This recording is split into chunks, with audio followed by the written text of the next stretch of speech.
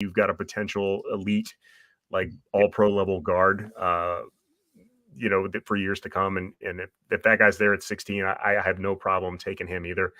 I'm hearing a lot of reports that Joey Porter Jr. is the guy. A lot of people are saying that now, and it's hard for me because I don't dislike Joey Porter Jr. I actually really like Joey Porter Jr. I just don't think the scheme that we run is gonna make him get the best out of him. And I think it's not fair to him to take him and put him in this scheme. Yes. Because he's really a really in your face guy, press man corner, and I think he's going to be a top notch one. That's not what we do, and we saw it with William Jackson. Like, those guys don't fit well in our scheme. Now, it's possible that I'm completely wrong and that he could excel, but from what I've seen, what I've read, from what I've watched of him, that doesn't seem, his style doesn't fit what we do, and it's not really fair to him to draft. So I'm all on board. I do love Emmanuel Forbes. 16 may be a little high to take him. I don't think Gonzalez is going to fall there. Those are the guys. And then, of course, what's his name? Kid from Maryland. Deonte Banks. Banks, yeah. I like him a lot, too. Those are all guys who fit our scheme, what we're going to do very well. So any of those guys, there's a ton of guys I like at 16. I think we'll get a good player as long as it's not a quarterback who's not going to play this year. Yes, exactly. I think you're right. I think Kevin on YouTube is right too. Like the Joey Porter Jr. would be another William Jackson situation all over again. Square peg, round hole. We can't do that anymore. We've done it too many times in the past. Christian Gonzalez, I think Devin Witherspoon, Deonte Banks, Emmanuel Forbes. I think all those guys would be good in our zone cover 3 defense that we run. So I think that's probably the way we go if we do get a cornerback. But my guy at tackle is Anton Harrison. I think he might not be the mauler in the run game that like a Darnell Wright, Paris Johnson, or Broderick Jones are. But he's probably going to be the best pass protector day one. And I mean, we're in a passing league, so it's like, get the guy who can pass block. I mean, what was one of our worst things last year about our offensive line? They couldn't pass block. So for me, that guy.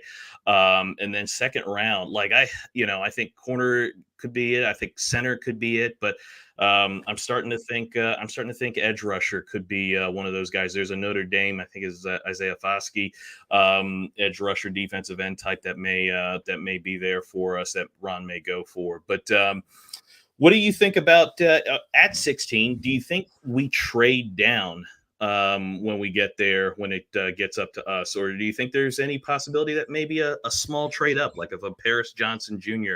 falls to like 14 or 50, do you think we could do a little trade up to try to get him? I don't want to trade up. This team has so many holes. The last thing I want to do is damage next year's draft. A trade back is much more likely scenario, depending on who's there. If the team really likes a player that looks like he's slipping, maybe they really like Peter Skoronski and they think he's going to be there at 21 or 22. I slide back a little bit, pick somebody up. It's hard to say. I can see a trade back happening. I really don't see a trade up. I don't think you're gonna, because if you're gonna trade up, you trade up for a quarterback or just like a generational player. So maybe like if Will Anderson slips to like 8 or 9 and you love your edge, that's an option. But I don't know how Montez Sweat and Chase Young would feel about that. But somebody who's really like an impact player that is going to just be a beast right off the bat. How many of those guys really are there that are going to just be instant stars in the NFL that are ahead of us? There's a lot of potential, but I just don't see anybody that just comes in and is a game changer. You don't trade up for Jalen Carter. Like if he falls to you, you think about it, but with the red flags that we've kind of already seen.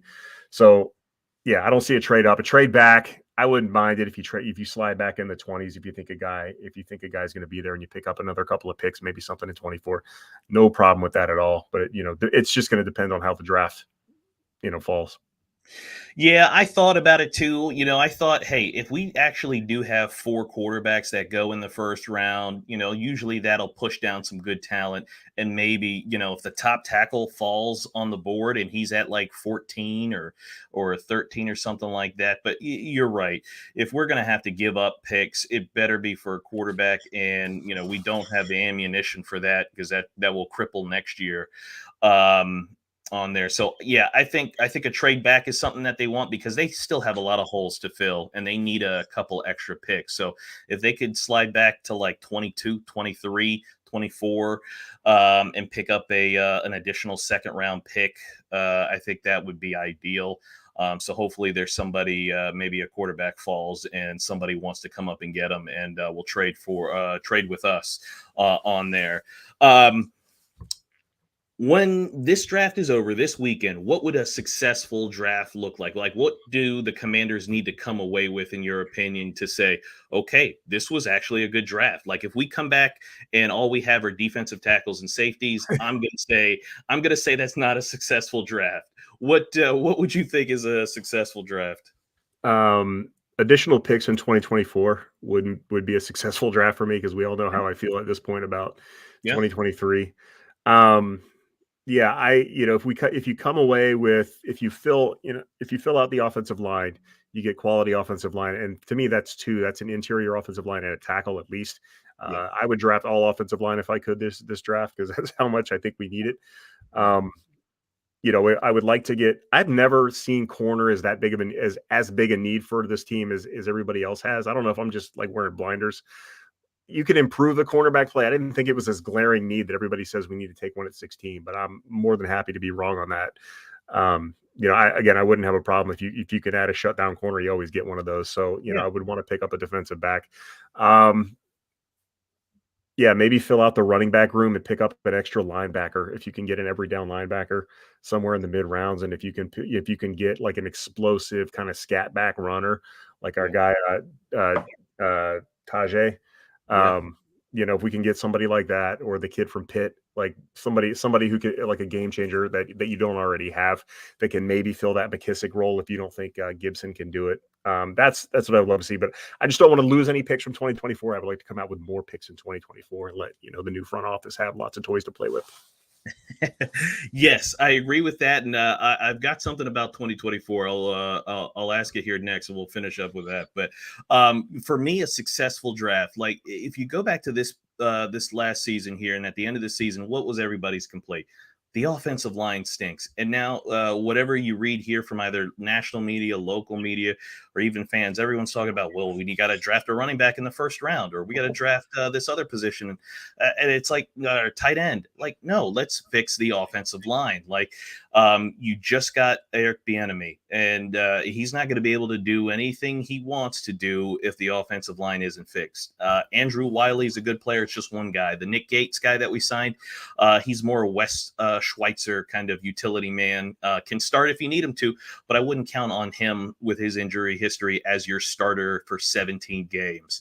So we still have a lot of holes on the offensive line, and starting center, a starting guard, or a starting center and a starting tackle would be ideal to come away with in this draft. And for anybody who says, hey, that can't be done, look at the Seattle Seahawks last year. They had an amazing draft. They had a high pick. They picked a tackle, I think, from Mississippi State. He was excellent, but they also found a starter at right tackle in the fourth round. And then they found your guy, Eric, Tariq Woolen. I think Yeah. he was the fifth round and led the league in interceptions. Like, you can find multiple starters along the offensive line in the draft, and especially this one. There's some good guards. There's some good tackles. There's only a couple of good centers, not that many. I think there's really three guys that I would like, and that's John Michael Schmitz, Joe Tippmann, and Ricky Stromberg. I think those are probably my three favorite. I don't like any of the other guys. Not that they won't be good, but those are just the ones that I like. So you got to get at least two offensive linemen who you think can start or at least have the potential to start for me. And then, yes, like you said, that running back, that third runner, I think Eric Bieniemy wants somebody a little bit more explosive. So if we can find that. And then, yeah, I would like a linebacker, but this team just shows We no don't do interest. it. Yeah, Yeah. They show no interest in it. So I don't know if it's going to be another, Cam Curl type of guy, a bigger, stronger, strong safety, small linebacker hybrid type guy that they end up getting. But if that's their thing, which it looks like it is, go ahead, get another safety who can help you, who can be a matchup piece that you can move around the defense. That's fine by me. I know Brian Branch is that guy, but it just seems a little high in that first round. But he certainly checks all the boxes. I mean, he could step in day one and be an impact player. So absolutely, for sure. Let's talk about this. I saw this was from Albert Breer, Monday Morning QB. He wrote an article and he was convinced that the Commanders aren't taking a quarterback in this draft, or at least not one high. In that, his kind of theory was that the Commanders could potentially be, conserving picks or might make a move to acquire draft picks for 2024 in an effort to move up and get some of those top quarterbacks, the Caleb Williams, who's a DC area native, the Drake May, those types of guys. What did you think about that? Because that seemed a little out of place or odd, especially when as it relates to us. Yeah, I don't hate it, the idea. I actually like the idea. I don't think this team is going to do it. If you can acquire more ammunition in coming drafts, that's a good thing, because as little enthusiasm as I have for the coming season, I'm not under the delusion that we're going to be bad enough to get the number one pick unless just catastrophic things happen. It's a Ron Rivera team, so you're going to be in the middle of the pack. It's regardless of what happens in the season, you're going to end up in that 7 to 9 win range. So you're going to need, if you want a Caleb Williams, you're going to need a lot of ammo to trade up to number one to get him, because unless things change, he's by far the number one pick in the 24 draft. And a DC native, he's a fan of the team. He tweeted out when the ownership news broke. Yeah. So we know he's a fan of the team, and we would love to have him here. If Sam Howell doesn't throw for 5,000 yards like I think he's going to this year, Caleb Williams would be a lovely consolation prize, I guess. Yeah. So yeah, I'm all in to do that. Honestly, it would surprise me to see that happen. This team this front office doesn't seem like it's going to try to load up because it knows it has to win this year. So I don't think they're going to do a lot of deferring to pick up extra draft picks when they don't have any assurances that they're going to be here to use them. But I don't have a problem if it happens that way. Yeah, no, I agree with you. I think in general, if that was their thinking or thought process, I'd love it, because that would show me that there's forward thinking, there's long-term thinking, which I don't think is something that Ron does very well. I think he's very much a head coach who's just looking to win the next game that's in front of him and not win the following season or the season after that with some of his decisions that he makes. So I'd love it. I don't think that they're doing it. It just, it is curious where they got that information. It almost, would seem that Breer, because I doubt Ron's given him any of that information. So I wonder if it's maybe the Harris group or something like that to say, hey, this will be our plan, right? Harris is the originator of the trust the process, or at least hiring people who trust the process in terms of tearing down a team and building it back up. So yeah, I don't think it's going to happen. It'd be awesome if we did get some picks so we could trade up in 2024, but that class should have a lot more quarterbacks. In particular, Michael Penix Jr. is somebody I really like and think's really good. But with that aside, anything else with this draft that is there anybody you don't want to see besides quarterback that you don't want to see? Like we shouldn't be getting a wide receiver at 16, right? No, yeah, there are certain, there are certain positions. Wide receiver, certainly one of them. 16, quarterback. I just and I don't want to sound. I give these quarterbacks a hard time. I kind of been ragging on like Richardson, especially, and lately Hendon Hooker. And I don't dislike these quarterbacks. Like I just am realistic. Like it doesn't make sense for a coach at Ron Rivera who knows he has to win this year to take somebody who's a project. Like I don't wish any ill will. Like I think Hooker is going to be fine. I think Richardson. I don't know about him, but I know that his career will be ruined if he comes here, because it's just not going to work here. Yeah. I hope he ends up on a team for his sake, like Seattle or Detroit or Minnesota, that he doesn't have to play right away. He can be worked in and he can become the player that everybody thinks he can. I think if you were to draft him, there would be way too much pressure here to play somebody like him way too early. Hendon Hooker is I think further along than Richardson is right now. But again, going from what they did at Tennessee to NFL, we saw it with Sam Howell last year, right? It's not that the talent's not there. It's just that he's not ready because it's a huge learning curve because he was doing very basic stuff. And now he's, it's going from like geometry to trigonometry or calculus or whatever. I never took smart math, but the hard maths, right? Like it's just a big jump and he's not ready to play and there's going to be too much pressure. It's just a career killer. So taking a quarterback high doesn't make any sense. I would say running back high, but I do love Bijan quite a bit. And the Alabama kid also, who may be around the second round. I don't know. One of those guys. Yeah, I like those guys. Edge rusher for me isn't a huge. I know you like it.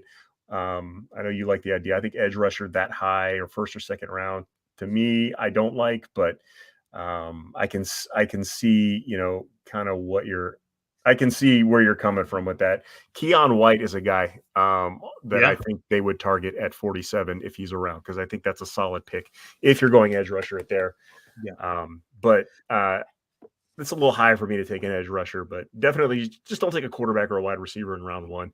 A round one tight end, I think there's a lot of depth at tight end in the draft. And what's his name from Iowa?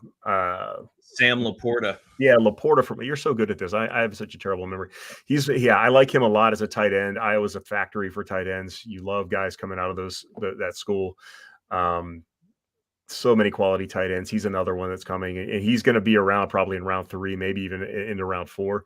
So I wouldn't go with a Dalton Kincaid high. I wouldn't go with like a Michael Mayer that high.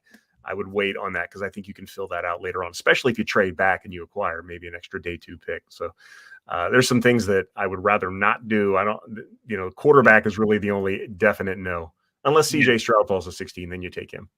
Yeah, if Bryce or CJ fall, I think you gotta take them because of what they can do. I think the other guys, Ron just doesn't have the time to develop them. Whether it's Richardson, I think those guys just need time. Can they pan out? Sure.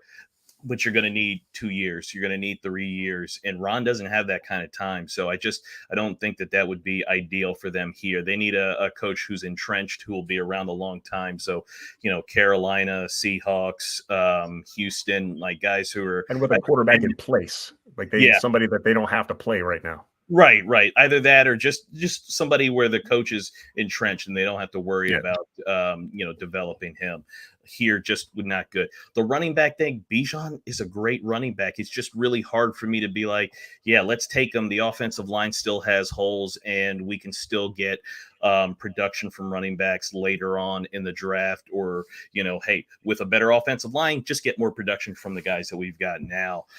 So I don't know if that would be great. And like you said, tight end, I think there's some better tight ends that we can get in the 3rd, 4th rounds. Laporta is my favorite. I'll take him. ODU.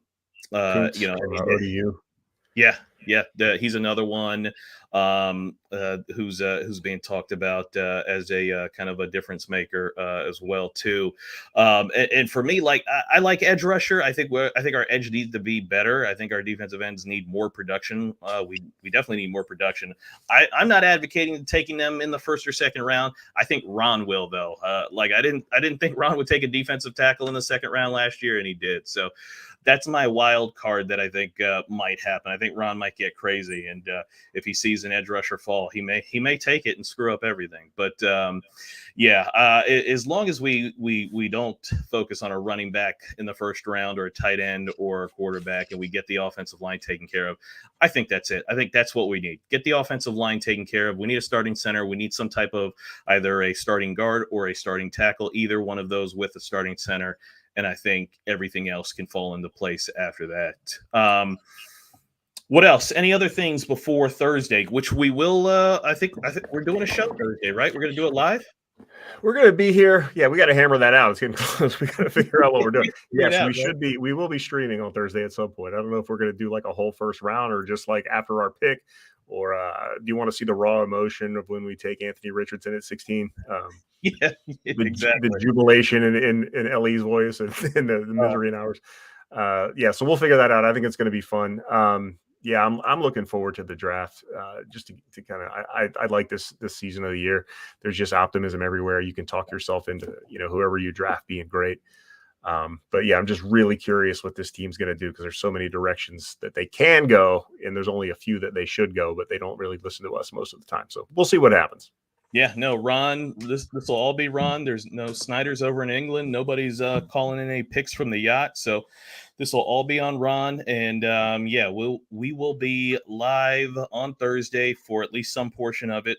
Certainly, whenever we pick, whatever time that is. I guess don't gamble if you're Shaka Tony.